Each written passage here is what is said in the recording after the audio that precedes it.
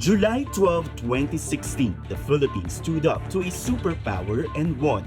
10 years later, the legal victory gains international recognition, but the contention continues. President Bongbong Marcos calls the arbitral victory an issue that transcends any precedent, any administration, any generation. If you're asking me if I'm worried that the policy of the Philippines will change after I leave office, of course I am. But before the world heard the verdict, there were closed-door debates, high-stakes decisions, and a legal gamble that could have changed the course of Philippine history. He helped shape the strategy long before the world was watching. A Newsmaker special, The Diplomat, who takes us inside the case that changed the West Philippine Sea, Ambassador Henry Bensurto.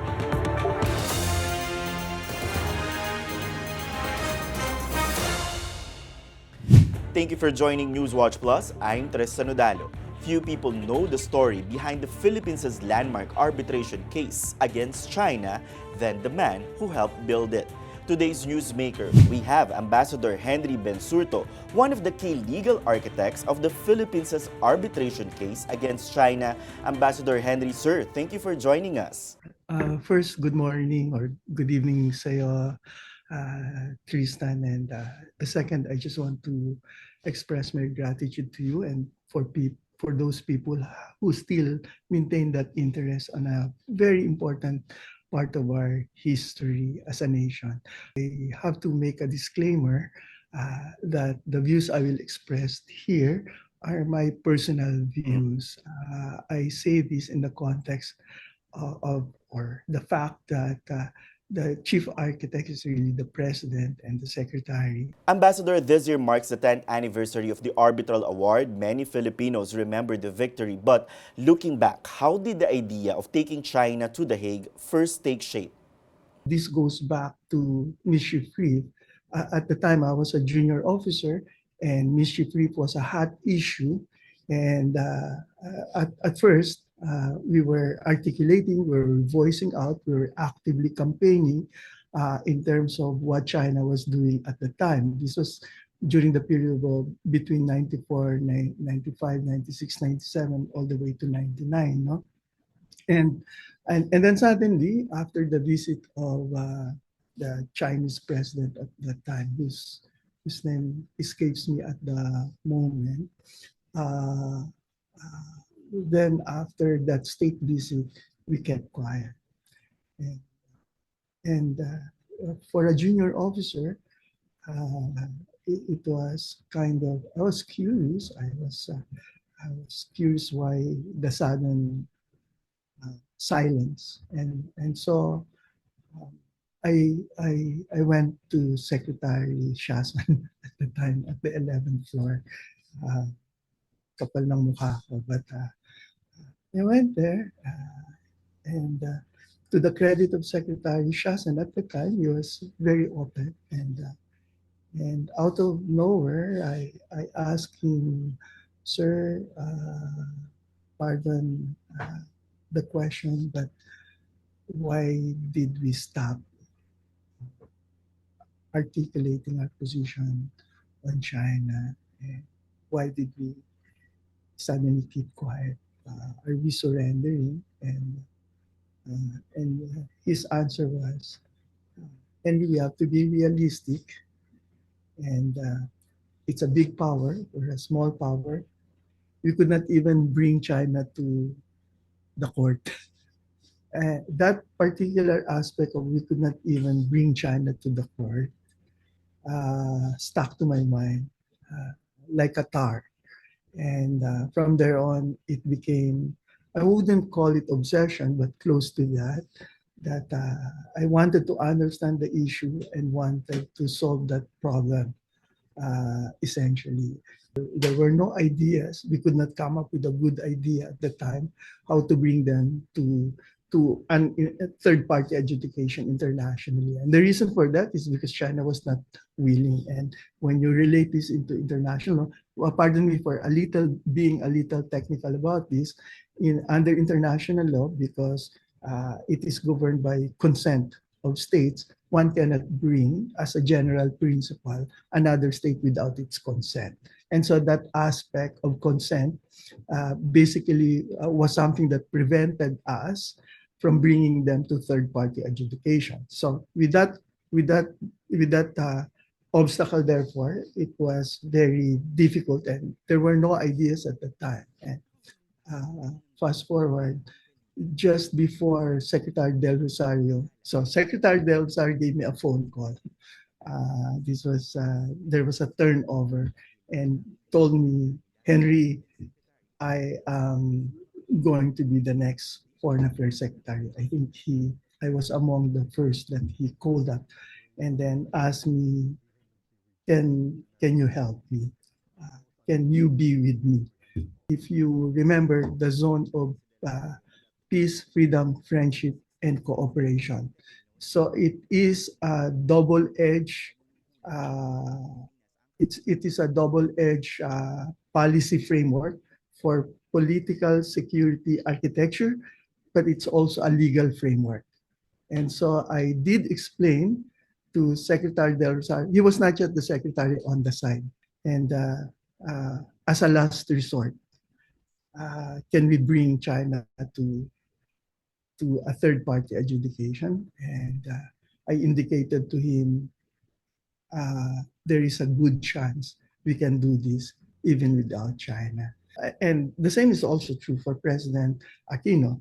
Just like learning driving as a student driver, he will be pressing the brakes more than the acceleration until he's familiar with the road. And so it took 2 years for President Aquino to understand.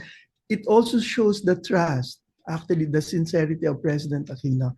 He really wanted to pursue the matter of negotiation with China, and he sincerely believed that we can settle this through negotiation, through the orthodox diplomacy. I say orthodox because diplomacy is much larger than that, no? But that's another topic. So, and he did pursue that. Scarborough was the trigger point, but the preparation was already there. So there, you see the picture there. We were already discussing every time after the ASEAN meetings. And so 2012, in 2012, we tried to resolve the Scarborough Shoal within the ASEAN. We presented SOFIT in 2010, hoping so that we are able to prevent any Scarborough Shoal, right? So as early as as soon as the president took the chair and the secretary as Foreign Affairs Secretary, we already made presentations to ASEAN. We presented SOFIC already as a security political cooperative architecture, and then but quietly, we were preparing for all contingencies already. This was upon the instruction of Secretary Del Rosario. When then President Noynoy Aquino gave the go signal, what do you remember most about that moment? When Scarborough Shoal came, and we tried to resolve it bilaterally, then multilaterally, we tried to de-escalate, and then this aspect of the arrangement for a mutual pullout. And then China did not honor its commitment for a mutual pullout. This was something that was very hard on the secretary and the president, and kind of galvanized the resolve we have to look at the other options. And then, if you remember the Phnom Penh, when there was no joint statement, essentially because ASEAN, some countries or one or two countries did not want to have a statement on Scarborough Shoal and the South China Sea. it became clearer now for the secretary and the president that perhaps we have to be more serious about the third party adjudication. Mm. And then in the summit, President Aquino, in his official position, invited officially China, why don't we come together for a peaceful settlement of the dispute by jointly going to at the time he mentioned International Tribunal on the Law of the Sea, but actually we're already looking at Annex 7, the arbitration. But that was okay, but the whole point was that if they agree, we can bring it to ITLOS, actually. But then if they don't, our fallback was arbitration. Mm-mm. Because both can agree on the forum, but if one does not agree on the forum, the default under UNCLOS was arbitration. So we were prepared for that. What were those first few hours like after the decision was made to file the case? So there were studies already because we need to be very confident that we can bring them to arbitration. And we need to be very confident in terms of the framing of the issue. So there has been some consultations already prior to the filing in January of we filed this 2013. 13. The January of 2013. But the year before that was the Scarborough, you remember. And actually, if I may, nakita mo yung picture na yun. I keep that picture because yung three of us, because that was, it was captured when the president gave us the approval. So What were the exact words of the president, sir, if you can recall? because he just gave a statement inviting China, and then the reception was not well. From the Pero ano yung perspective, pinakatumatak sa inyo, sir, noon? and the president gathered me and Secretary Del Rosario after, I think it was a gala dinner, and then told us, Secretary Henry, I think China will not agree with us, so we need to start working on the filing a case. And he gave us the marching orders. And what happened next? There was a concern that there may be a leak to our Chinese friends. And if there's a leak, there was a concern that they may file a withdrawal from UNCLOS to avoid. Because by this time, we have our confidence in terms of filing a case was high already. And with or without them, we can file. You know, we are all curious who was in that inner circle. Sino-sino po yung mga kasama nyo sa meeting? Sino-sino yung nandoon sa isang kwarto na nagdesisyon na iaangat na natin sa isang arbitration itong kaso laban sa China? And the president therefore thought that he could not make that decision entirely by himself. He understood that for this decision to be good and lasting, it needs the support of the public. More specifically, it has to have the support of the cabinet and to involve a sort of the national security, right? The former president. So in that meeting,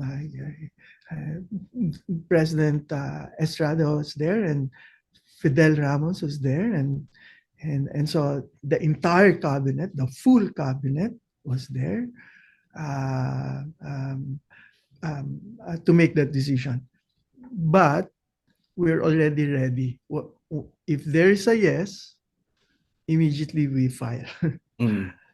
This happened in the morning, the cabinet meeting.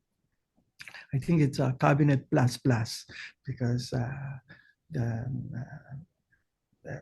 President Estrada and President Ramos were there.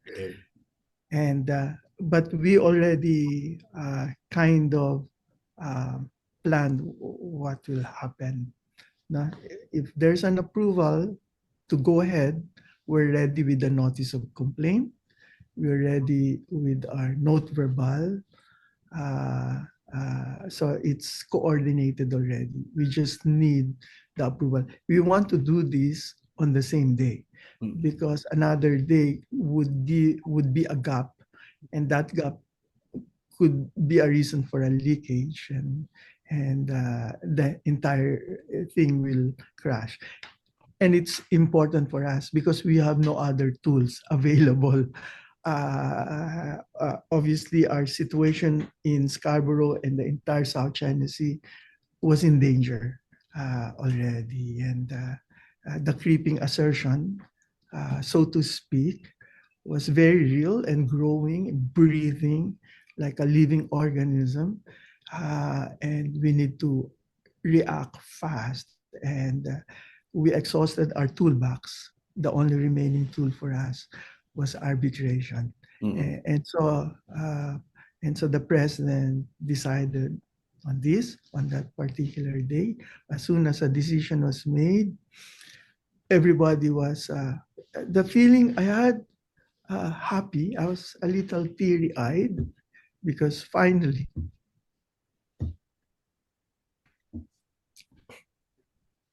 sorry. It's okay, sir.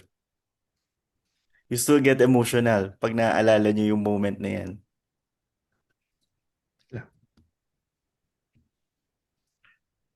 The preparation, it's so hard. Too many things to overcome. You're not certain whether you will be able to do it or not. You have to argue that this is feasible, this is viable, we can do it. This is the only tool that we have. So, and it was not, I know there was a political will on the part of the secretary, very strong. I know that there was a political will on the president, very strong as well. But we need to get the entire nation, really. And so when that happened, there was joy in the sense that finally we will stand up for our rights.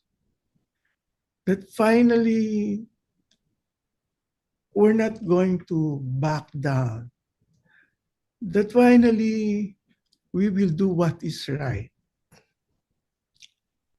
With a lot of sincerity, with a lot of commitment, with a lot of resolve.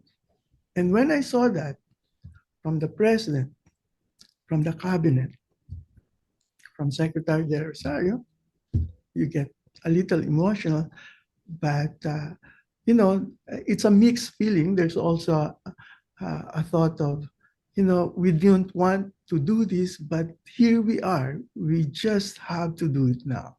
The entire nation is at stake. And so that load, that burden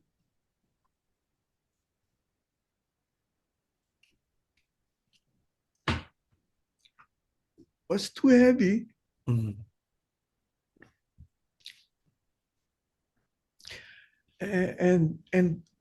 the ball starts rolling. Was there any resistance within government?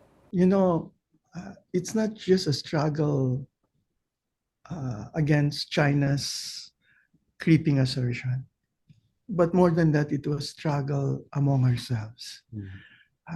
And that is the most difficult part. How do you bring in the entire machinery into the picture? Because this is not just a personal decision of the president, of the secretary.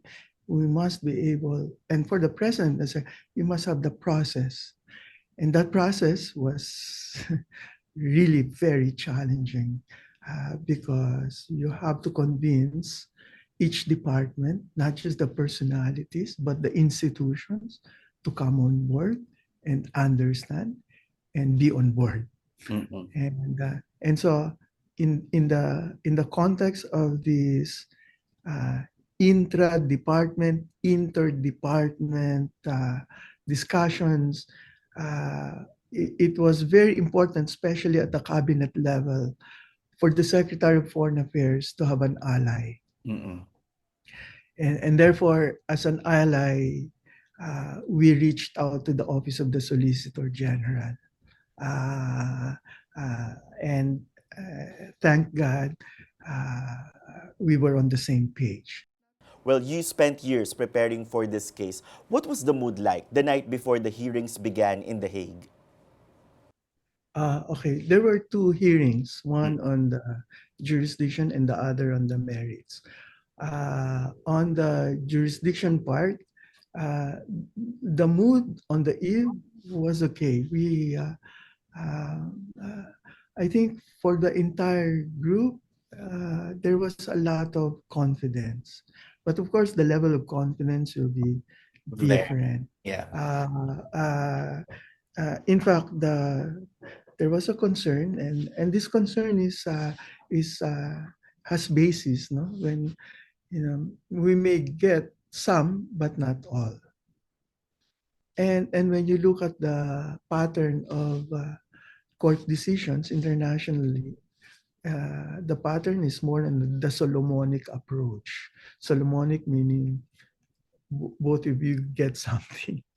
And from my perspective, that was dangerous. So it is something that we need to avoid. And of course, this does not depend on us, but we can try and do our best, and really to the extent that we can perfect our memorials and our theories, the better.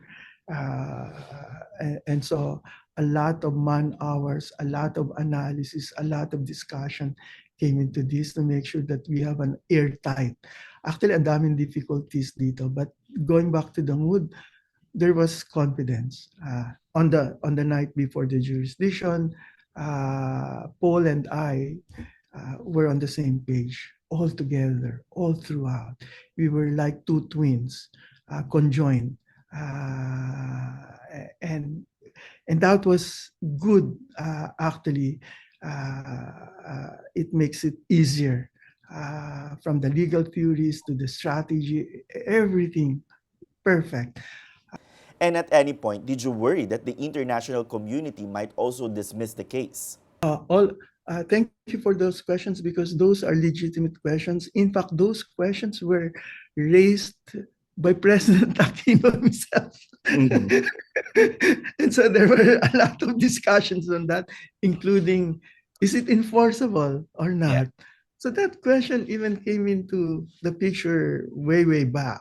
And so we had to settle each of these issues. Let me start with the matter of enforcement, because this was the most critical. Commonly asked and critical question. And the way I look at it, was the most critical issue for President Aquino to decide whether to go or not. Of course, there was some sort of an opinion that it's not enforceable. I hold a different view on this, because from the very beginning, and this is more of a legal interpretation, but from my legal interpretation, it is enforceable. But the enforceability is different from a domestic setting versus an international setting. If you do not understand the distinction between the two settings, then it's very easily you can easily fall to the fault that it's not enforceable. And we don't blame that, because that has been the orthodox thinking. But it's just but the new legal thinking is that it's not a question of whether it's enforceable. It's a question of how do you enforce it, and what is the nature of how you enforce it. So it's more of that question. But going back to the president, the opinion given to him, because there were more numbers telling that it's not enforced. And this was a cause of concern for him. But the way it was resolved at the end of the day was this: we have nothing. We have nothing. If we don't do this, what do we have?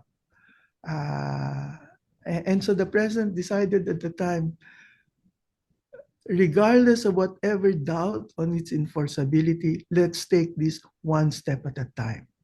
let's bring ourselves first to filing this. Then let's bring this to some sort of a decision that is favorable to us. Then when the time comes, we think about how to enforce. So this is how he resolved it. And then the other some of the other issues with China, given the attitude of China, this is a very hard legal question, to tell you the truth. It looks easy now. Everything looks very easy now because just like the lights you have, Thomas Edison spent some, it's easy. You click on off, you have the light. But we forgot that Thomas Edison put a lot of thousands of man hours to invent this. It's the same thing with the arbitration. It looks nice and simple and easy right now, but it was difficult. One of the difficulty was the question, can we bring China to arbitration even without China's participation? Second, what exactly is the issue we will bring? Because 9-9 is not a legal theory. It's a historic. It's not something, and Chinese position was not clear. They have not filed an official position. Well, while the legal case was moving forward, was the Philippines also fighting a diplomatic battle to win international support? Because like, as I've said, sabi nga po nila yung Pilipinas parang mag-isa nung mga panahong yon na lumalaban-laban sa China. At the time, no. It's very difficult. If I can describe to you the feeling, we were like a sick man, may ketong infectious disease, ketong, and everybody was trying to move away from us, questioning us. Why did you do that? You rock the boat. You put ASEAN on a tight spot, and then back home we were called microphone diplomacy. If you remember, so many names. There were a lot of name callings. And so let me go to another intimate conversation between myself and Secretary Del Rosario. And sir, we've done this. Are you certain to move forward with this? I asked him because that I asked him this to see where his commitment and will is, because you follow. He's the boss. You will have, and I'm willing to back him all the way, but I have to be certain also. And this is his reply. He asked the same question again. Is it the right thing to do? And I said, yes, sir, I completely agree with you. And he said, then that's the right thing. Sir, we will be like a pariah. Are you okay with that? And he said, it doesn't matter. But Ambassador, yes. But what prompted you to ask that question? Were there so much pressure? Because the pressure was too much. And both international and domestic. So that was one of the darkest moment, actually. And it takes a strong soul, iron soul, to withstand that. This is the beauty about this. As we move forward and we're able to show ASEAN, later on the world, about our integrity, we gain credibility. So we stayed the course. We stayed the course, consistent, constant, and then eventually, because what we are saying is true, then the truth will eventually find its way. And true enough, year by year, we were gaining support. Can I say this?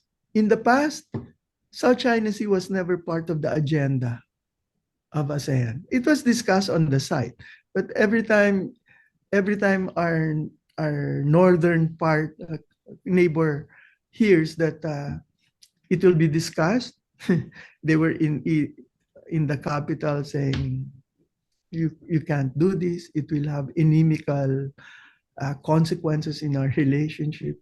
10 years on, many Filipinos still ask a simple question. If China never accepted the ruling, calling it null, illegal, and void, did the Philippines really win? The simple answer to that is yes.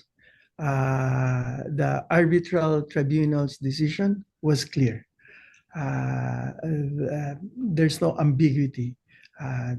Obviously, there's some things that need further clarification, but in its entirety, it's very clear, and it was a decisive win for the Philippines, not just in terms of our waters.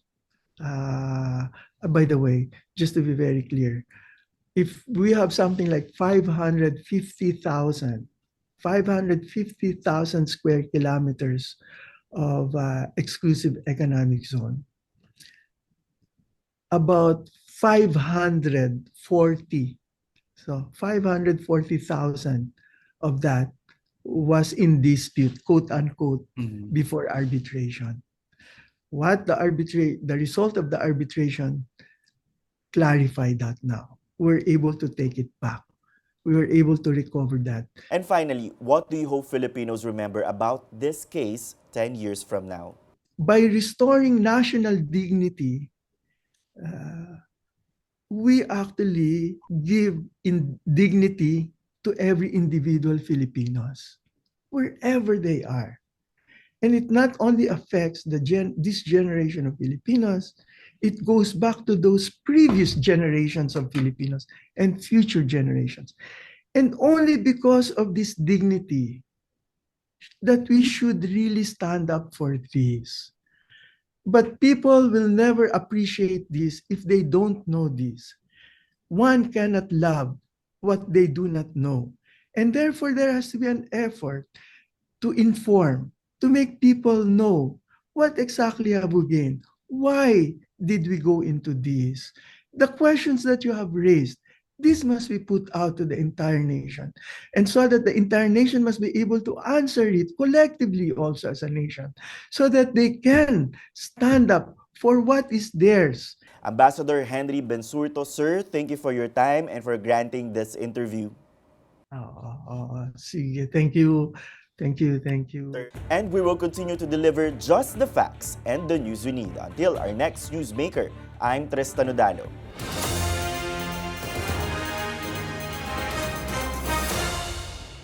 This program is presented to you by Skin Republic, great skin made simple.